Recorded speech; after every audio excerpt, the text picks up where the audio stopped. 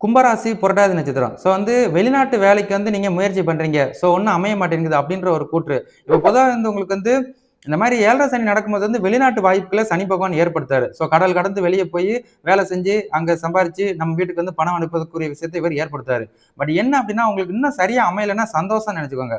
ஏன் அப்படின்னா, அவசரப்பட்டு தவறான கம்பெனியோ, தவறான விசால போயிட்டு அங்க மாட்டிக்கிட்டு அங்க அவதிப்படுறதுக்கு, அதுக்கு வீட்லயே இருந்துருங்க. நல்ல ப்ராசஸ் பண்ணுங்க. நல்ல மாரி விசா, நல்ல மாரி கம்பெனி, நல்ல மாரி சேலரி கிடைச்சிச்சுன்னா, நீங்க வந்து அங்க வேலைக்கு போலாம். நல்ல விதமா வேலை செய்யலாம். அடுத்த ஒரு 3 வருஷத்துக்கு நீங்க அங்கேயே இருக்கலாம்.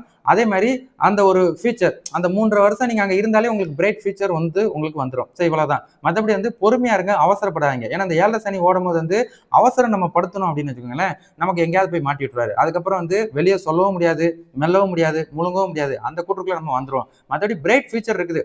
7 சனி நமக்கு முடிஞ்சிட்டாலே பிரைட் ஃபியூச்சர் இருக்குது அப்படின்னு உங்களுக்கு ஞாபகப்படுத்திக்கிறேன். இதுல நம்ம ஜனன ஜாதகமும் ஒத்துழைச்சிச்சுன்னு வச்சுக்கோங்களேன், சூப்பர் தான். இப்ப வந்து பொறுமையா தேடுங்க. நல்ல அமைப்பு வந்தா ஆட்டோமேட்டிக்கா வேலைக்கு போயிருங்க. அப்படி வரலன்னா அவசரப்பட வேண்டாம். ஏன்னா, அப்படி வந்து அவசரப்பட்டு வருது அப்படின்னா, நம்மள வந்து அங்க ஏதாவது குழியில தள்றதுக்குரியதுதான்றத நினைவிலே வச்சுக்கோங்க. சரிங்களா? ட்ரை பண்ணுங்க.